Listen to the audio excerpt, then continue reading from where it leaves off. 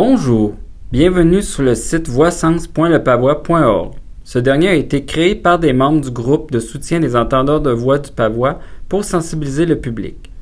Dans le cadre de la création du site web, 4 capsules témoignages ont été enregistrées.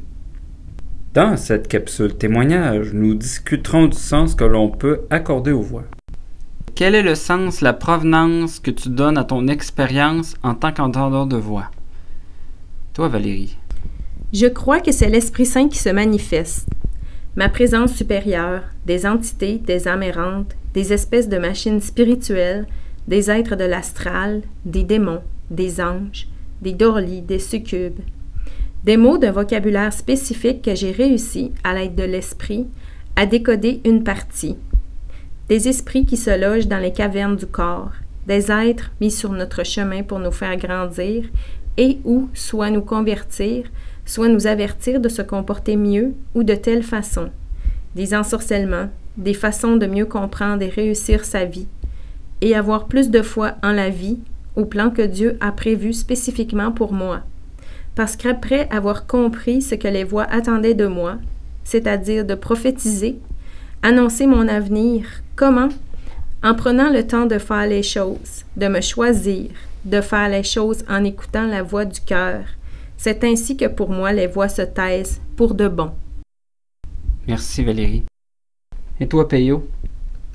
À mon avis, j'ai eu un traumatisme. Le traumatisme a amené un débalancement neurochimique. C'est un problème de dopamine. Je reconnais que le phénomène des voix a un côté inexpliqué. Merci. Et toi, Sophie? Pour moi, c'est de la science qu'on n'a pas encore réussi à expliquer ou à pleinement comprendre.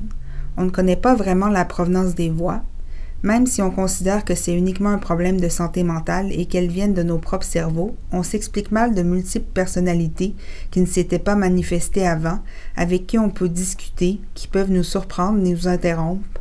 On a beau se dire que c'est dans notre tête, c'est souvent difficile à croire tellement c'est interactif. D'habitude, les pensées viennent de la suite logique d'une pensée précédente ou d'une réaction à un stimuli. Mais avec les voix, il n'y a souvent ni un ni l'autre. Ce qu'elles disent a souvent l'air de sortir de nulle part. Je me demande donc si, en se mettant à percevoir les voix ou à avoir des visions, on ne devient pas simplement conscient de ce qui fait normalement partie de l'inconscient collectif. Merci, Sophie. Et c'est tout pour cette capsule. Nous vous invitons à visiter les différents onglets du site. Vous pourrez y écouter les autres capsules témoignages.